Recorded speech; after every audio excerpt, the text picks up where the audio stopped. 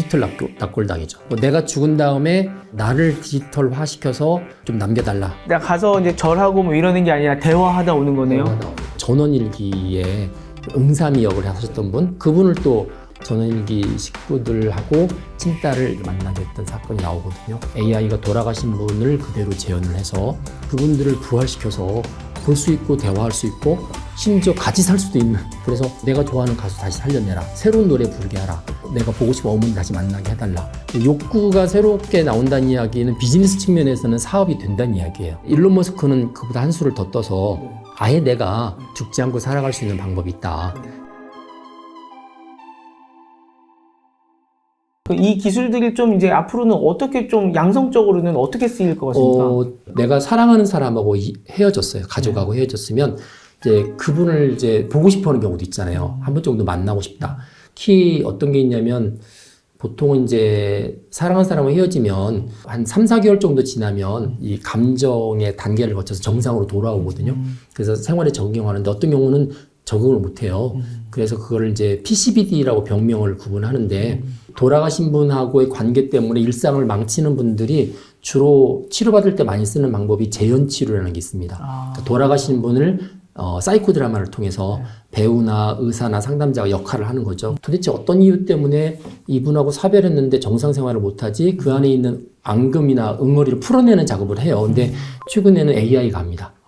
AI가 돌아가신 분을 그대로 재현을 해서 아까 PCBD 환자하고 대화를 통해서 풀어내는 건데, 이게 MBC에서 너를 만났다라는 시즌물에도 한번 나왔고요. 네, 그거는 이제 AI를 썼다기보다는 CGI를 써서 했던 케이스인데 그런 경우도 있었고, 또 최근엔 TVN에서 그 전원일기에 응삼이 역을 하셨던 분, 그분을 또 전원일기 식구들하고 그다음에 친딸을 2년 만에 3년 만에 아버지를 만나게 했던 사건이 나오거든요. 이제 그러니까 사람들이 볼 때 나도 보고 싶은 아버지 만나고 싶다, 대화해보고 싶다, 뭐 그런 데 쓰일 수도 있습니다. 사람들이 어떤 새로운 욕구죠. 이제는 기술이 안 됐기 때문에 죽으면 끝이잖아요. 이제 AI 기술이 그분들을 부활시켜서 볼 수 있고 대화할 수 있고 심지어 같이 살 수도 있는, 이게 같이 사는 게 문제가 심각한데 기술적으로는 가능하거든요. AI 스피커인데 목소리가 돌아가신 어머니 목소리고, 이게 3D 홀로그램인데 어머니 얼굴로 돼 있고, 그 다음에 대화하는 게 정해져 있지 않잖아요. 우리 가족의 어떤 상황들을 내가 충분히 학습을 한다면 인지를 하고 대화를 하는 거기 때문에 최소 영상 통화하는 느낌은 나겠네요. 그렇죠. 또 하나는 이제 내가 살아있는데 아직 태어나지 않은 내 후손이 나랑 대화를 할 수 있도록 하고 싶다.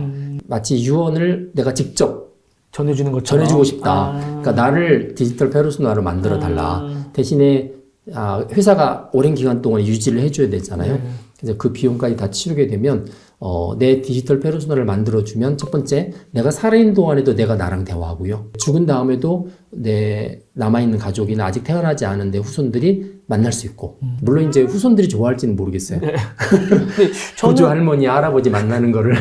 이제 그런 서비스들은 제가 볼 때는 이전에 AI 기술이 없을 때는 감히 상상을 못했던 서비스예요. 죽음이라는 거는 누구든지 손을 이렇게 다 들게 되는 한계 상황이잖아요. 그래서 사랑하는 사람과 헤어지면 이제 그걸로 끝이고 내가 적응해야 된다 그러는데, 이제 이 돌아가신 분을 부활시킬 수 있는 기술이 생긴 거잖아요. 이제 그래서 이전에는 전혀 만족할 수 없었던 욕구가 다시 이제 꿈틀대기 시작합니다. 그래서 내가 좋아하는 가수 다시 살려내라, 새로운 노래 부르게 하라, 내가 보고 싶은 어머니 다시 만나게 해달라, 이런 욕구들이 나오니까 욕구가 새롭게 나온다는 이야기는 비즈니스 측면에서는 사업이 된다는 이야기예요. 그러네요. 새로운 사업의 가능성들이 있습니다. 충분히 있는데 이제 부작용도 같이 생각을 해야 되는 거죠. 아까처럼 성공해도 문제고 실패해도 문제고 그 다음에 이게 계속 지속돼도 문제고 여러 가지 문제가 있기 때문에 이 부분들은 결국은 사용했던 사람들이 어떻게 반응을 보이냐의 문제인데, 제가 걱정하는 건 뭐냐면 이 디지털 기술, 특히 AI 기술은 어떤 특성이 있냐면 한번 도입되면 나가지 않습니다. 이게 보통 비가역성이라고 하는데 아무리 그게 문제가 있어도 너무나 좋은 장점들이 있기 때문에 그 장점 때문에 역기능들을 가지고 포기를 못해요. 그래서 처음부터 좀 논의를 많이 해야 된다. 매니아가 생기기 전에 이것들은 이제 사회적인 좀 합의를 만들어서 문제가 있으면 말 그대로 이제 규제나 법을 좀 만들어서 2차적 피해가 없게끔 만들어야 되고 준비도 좀 해야 되지 않을까 하는 생각을 하는 거죠. 이게 예를 들어 뭐 돌아가신 분을 AI로 복구해놔서 집안에다가 놓고 막 이러면 거기에 몰입해서 살아버리면 그게 사실 메타버스 세계인 거잖아요. 실제 세계가 그렇죠. 아니고. 네, 맞습니다. 디지털 묘비, 디지털 공동묘지 뭐 이런 공동묘지 거. 그런 것도 요즘 많이 서비스를 합니다.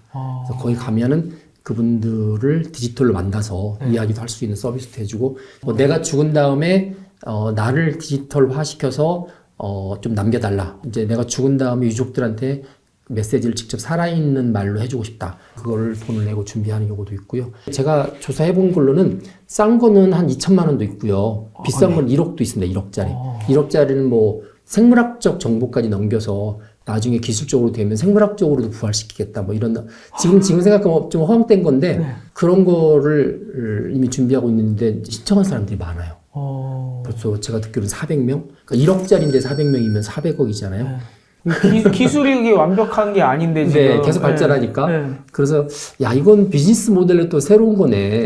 왜냐면 이제 데이터가 계속 만들어지고 많이 만들어질수록 디지털 페르소나가 더 정확하게 만들어지는 거잖아요. 주택이나 이런 건축 사업처럼 이렇게 선금 가지고 사업할 수 있는 또 새로운 분야네라는 생각을 하게 됩니다. 1차적으로 생각이 드는 거는 납골당 같은 데 가면은 이 항아리만 있는 게 아니라 디지털 납골당이죠. 그러니까 태블릿에 그냥 정말로 예, 뭐 지금 부모님이 그 서비스 이렇게- 하고 있습니다. 외국에서 많이 합니다. 그러면 진짜로 내가 가서 이제 절하고 뭐 이러는 게 아니라 대화하다 오는 거네요. 대화하다 오는 거죠. 근데 거기에다가 만약에 몸까지 이거를 부활을 시킨다고 하면요. 네. 근데 몸이 부활되면 그냥 사람이 한 명 생기는 거잖아요. 이제 몸이 부활하는 거는 뭐 사실은 디지털 기술은 아니고 생물학적 기술, 유전공학 도움을 받아야 되는 거기 때문에 가능해진 시점에서 고민을 해야 될 것 같고요. 현재로서는 저희 수준으로 봤을 때 그거 가능할까? 얼마나 빨리 올까 생각하니까. 근데 이제 이렇게 기술의 발전을 보고 있는 분들은 생각보다 빨리 온다고 생각하거든요. 그래서 거기에 보면 이제 마인드 정보하고 바이오 정보라고 그래요. 이제 마인드 정보는 정신 세계를 디지털로 뽑아내는 거고요. 그게 디지털 흔적이고 바이오 정보는 이제 생물학적 정보죠. 그 두 개를 다 따로 받는 회사도 있습니다. 그럼 나중에 그걸 결합시킨다는 건가요? 그렇죠. 그래서 바이오 정보에 의해서 생물학적으로 부활시키고 그 안에 나의 마인드 정보를 집어넣어서 이제 신체와 정신 세계가 결합된 새로운 걸 하겠다. 지금 생각하면 황당하죠. 로봇인데요, 로봇? 이제 일론 머스크는 그보다 한 수를 더 떠서 아예 내가 죽지 않고 살아갈 수 있는 방법이 있다. 그건 뭐냐면 현재 그 나의 마인드맵, 뇌에 있는 정보를 바깥에 백업을 받았다가 생물학적으로 내 몸이 이제 늙어지면 새로운 몸을 가지고 거기다가 리스토어를 시키는 거죠. 그러면 이제 PC 오래된 면이 지나면 백업했다가 리스토어해서 계속 쓰잖아요. 이제 그 개념입니다, 사실은. 유전공학이나 생물공학의 도움을 받아서 신체적으로 새로운 신체를 얻으면 내 안에 있는 소위 말해서 뭐 영혼이라고 할 수도 있고 정신을 그대로 백업받아서 리스토어 시키는 이제 그런 그림을 그리고 있어요. 그렇게 되면 죽음을 맛보지 않고 영혼이 갈 수 있다. 뭐 이렇게 보는 건데 이 흐름이 있습니다, 사실은. 주로 노화를 질병으로 보는 흐름들이 있고요. 그래서 질병이니까 고쳐야 되고 그래서 노화가 고침을 받으면 결국은 영혼이 사는 거잖아요. 이제 그런 흐름들이 있고요. 그 전 단계로 이용할 수 있는 거는 이제 보통 알츠하이머. 이제 뇌세포가 망가지기 전에 기억을 백업받았다가 이 경우는 이제 보통 바깥쪽에 의장하드처럼 이렇게 뇌의 보조 역할을 해줄 수 있는 거를 두는 거죠. 그래서 이쪽을 접근할 수 있게끔 하면 결국은 본인의 뇌세포는 치매 때문에 망가지고 있지만 그 이전에 이미 백업받았던 것들을 접근할 수 있다면 나타나는 현상은 치매가 아니죠. 이게 참 혼란스러운 게요. 아무튼 인간 신체적인 거는 하나밖에 없는 유일한 거다라는 것 때문에 뭔가 인간이 성립하는 것 같은데 지금 뭐 백업 받을 수 있고 리스토어 할 수 있고 이거는 복사 붙여넣기가 가능한 디지털의 개념으로 보는 거잖아요. 그게 이제 기술적으로 보면 트랜스 휴머니즘이나 포스트 휴머니즘 쪽 이렇게 미래 기술을 보시는 분들은 기술이 계속 발달하잖아요. 그러니까 AI도 보면 지금 ANI부터 시작해서 AGI, ASI 이렇게 바뀌는 것처럼 언젠가는 분명히 일반 인공지능이 나올 거다라고 바라보는 거고 생물학이나 이런 것도 기술이 발달해서 언젠가는 인간 복제가 가능할 거라고 바라보는 거고 그러면 이제 마치 기억을 백업받다가 복구하는 것처럼 인간의 뇌도 그럴 일이 있을 거다라고 바라보는 거죠. 일론 머스크가 만든 뉴럴링크 회사가 그 회사입니다. 뇌 안에 들어있는 기억을 바깥으로 백업하는 거 이거는 좀 어느 정도 쉬워요. 근데 리스토어하는 게 굉장히 힘든데 빼내고 읽어내는 거는 굉장히 쉬워서 그래서 지금 현재 실험하는 거는 손발을 못 쓰는 분들이 뇌 신호에 의해서 마우스를 조작하거나 화면 조작하거나 문을 열고 닫거나 그런 쪽으로 지금 1차적으로 하고 있는 건데 그거는 흔히 표현하면은 뇌의 신호를 바깥으로 읽어내는 거잖아요. 그렇죠? 이게 이제 백업이잖아요. 네. 읽어내서 네. 어디에 보관했다가 이거를 이제 어떤 시스템 안에 잘만 들어가면 이제 리스토어 복귀가 되는 거라서 전 단계로 보는 거죠. 근데 그 예전 영화들이나 그런 거 보면 이제 영혼이 막 문무에서 옮겨가면은 네. 이 몸은 확 죽고 그 몸이 살아나면 이거는 진짜 완전히 옮겨간 개념이 되는 건데 네. 이 백업을 받는 거는 요건 그대로 있고 네. 복사 붙여넣기가 하나 더 생기는 거잖아요. 그렇죠. 홍제이 다시 1이 생기는 거잖아요. 그럼 이게 과연 나은가? 이게 참 애매하네요, 진짜로. 사실 아까도 말씀해 주신 게 불과 10년 전에 이런 딥페이크 기술이나 이런 거는 딥페이크가 아니라 한 땀 한 땀 떠야 되는 그런 맞아요. 전혀 다른 CG 기술이고 그쵸. 돈이 엄청나게 드는 기술이었다는 거잖아요. 우리가 옛날에 아담이라는 가상 네네, 가수가 있었어요. 가수. 그 아담이 잠깐 반짝하다가 사라졌던 이유는 말씀하신 것처럼 한 땀 한 땀. 그거 불과 한 몇 초 찍는데 한 달 걸리고 들어가는 비용이 억대가 들어가니까 도저히 견디지 못해서 죽었던 거거든요. 근데 지금 이제 디지털 기술, 특히 AI 기술이 나오니까 돌아가신 분도 살려내기도 너무 쉽고 없는 인간도 만들어내기도 쉽고 그런 상황이 됐죠. 이터너티라는 그룹은 11명의 여성들이 실제 가수들이 존재하고 얼굴을 다 바꿔치기 한 케이스거든요. 그런 경우도 있고 그다음에 앞볶이라고 해서 토끼 모양으로 사실 생겼다가 점점 사람 모양으로 바뀌었는데 앞볶이는 이제 아예 그냥 가상 가수예요. 근데 우리나라보다 일본에서 그렇게 인기가 높아요. 이런 딥페이크 기술들이 어떤 새로운 영역들을 많이 일으키는 것 같아요. 우리나라도 AI 아나운서부터 시작해서 뭐 가상 가수, 그다음에 가상 인간 쪽 기술을 가지고 있는 회사들이 제법 돼요. 그런데 챗GPT 때문에 가려진 거예요. 그렇게 되면 이제 제가 볼 때는 올해 2014년이나 15년 되면은 챗GPT 이전에 했었던 AI 여러 가지 많은 기술들로 결합이 되면 굉장한 증폭 효과가 있을 거다 이렇게 보고 있습니다. 갑자기 그 생각이 들었네요. 예전에 우리가 맨날 하던 얘기가 나는 놀고 내 복제본이 일을 했으면 좋겠다라는 얘기 되게 많이 했는데 그게 실제로 될 수도 있겠군요. 그렇죠. 그러니까 이제는 보면 유명하신 분들은 되게 책을 쓰셔서 자기의 사상이나 가치를 남기잖아요. 그래서 스티브 잡스도 책을 썼기 때문에 어느 스타트업 하시는 분이 야, 스티브 잡스라면 우리 회사 상황에서 어떻게 했을까 궁금하면 스티브 잡스가 쓴 책을 읽어보는 거죠. 스티브 잡스가 남겼던 글과 책과 연설과 모든 걸 학습을 하고 그 다음에 스티브 잡스의 성격이나 이런 것들을 다 학습을 해서 아까처럼 챗GPT와 같은 기본적인 골격 위에다가 그분 거를 특화해서 옮겨놓는 거죠. 그러면 이제 도서관에 가면 도서관에 스티브 잡스의 책을 빌리는 게 아니고 스티브 잡스를 빌립니다. 그런 경우를 이제 보통 디지털 휴먼 라이브러리라고 부릅니다. 그러니까 라이브러리가 보통 도서관 책 이렇게 있잖아요. 라이브러리가 그 사람이 쓴 책이 아니고 그 사람인 거죠. 네이버의 지식인 같은 데 보면 뭐 이렇게 쓰면 의사분들이 대답도 해주고 막 그러잖아요. 그런 것처럼 디지털 휴먼 라이브러리에다가 지휘를 하는 거죠. 교육을 할 때도 이제 앞으로는 책을 읽고 뭐 독후감을 써오세요가 아니라 도서관에 가서 뭐 셰익스피어와 대화를 하고 그 소감을 제출하세요. 뭐. 그렇죠. 가상현실 세계에 들어가서 이 역사적인 인물을 직접 만나서 물어보는 거죠. 이미 쓰여진 시나리오만 대화하는 게 아니라 자유롭게. 별의별 게 진짜 다 나올 수 있겠군요. 쭉 들어보니까 정말 좋은 것도 있고 좀 위험한 것들도 있었잖아요. 우리 개인이나 아니면 사회적으로라도 좀 대비해야 될 것들이 좀 있을까요? 돌아가신 분을 부활시키는 거는 당사자의 의견을 물어본 게 아니잖아요. 이거에 대한 논의부터 시작을 해야 될 것 같아요.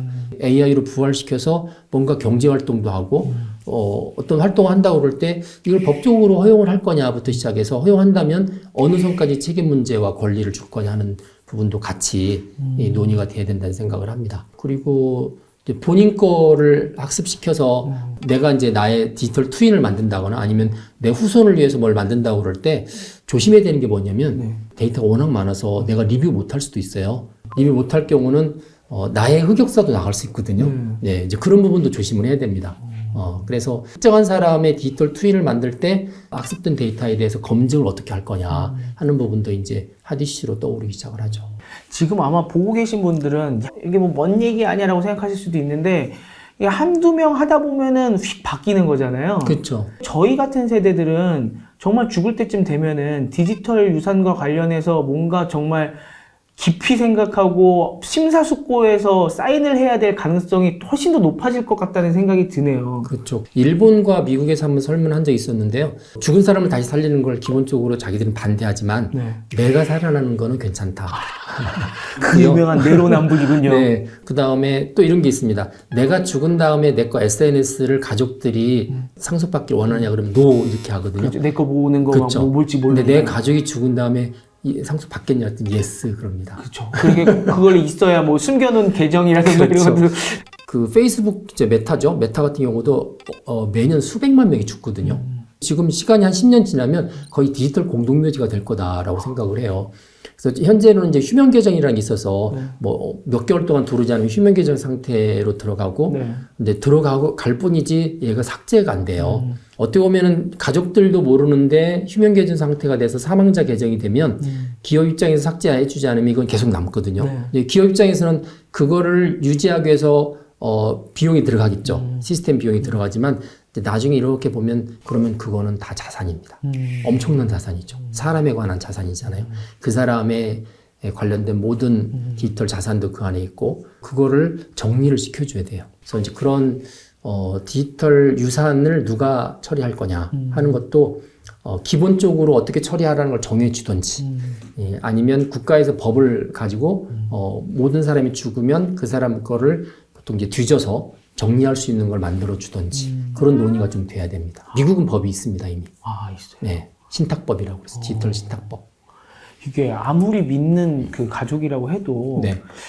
진짜 이메일부터 시작을 해갖고 이걸 다 까보는 거는 참 부끄러운 것도 많고 그쵸. 장기기증 서약서 같은 거 하잖아요. 네. 내가 죽고 나서지만 이 신체를 훼손되는 거잖아요. 그거에 있어서 되게 민감하지만 이걸 통해서 또 많은 분들을 구할 수 있으니까 난 장기를 기증하겠다 이렇게 미서약을 하시는 건데 사실 디지털도 어떻게 보면은 난 너무 부끄러운 게 있지만 이 사료가 될 수 있으므로 과연 넘길 것인가 아니면 미리 아마 넘긴다고 그런 하거나. 운동이 생길 것 같아요. 나중에는. 왜냐면 이제 AI는 데이터를 먹고 살잖아요. 네.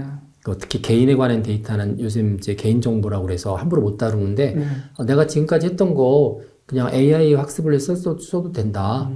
그렇게 또 누군가 남기기 시작하면 또 그게 또 무브먼트가 되지 않을까 싶기도 하고요. 이 상상도 못했던 이야기들을 듣고 있어서 당황스럽고 또 재미도 있는데 또 무섭기도 하네요. 처음에 저는 그냥 돌아가신 분들 요새 노래 나오고 네. 돌아가신 분들 연기 나오고 이제 이런 걸로 시작을 했는데 그냥 연예인들만의 일이 아니라 그러니까 우리 모두가 이제 걸려 있는 문제네요, 이게.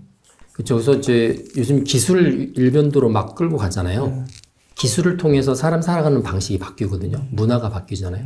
문화가 바뀌면 가치관이 바뀌고 사람들 인생을 바라보는 시각이 바뀌니까 그래서 저는 기술자나 사업자는 새로운 기술이 나오면 그 기술을 적용해서 뭔가 만들지만 일반 이용자들은 다 자기 입장에서 생각을 해요. 네.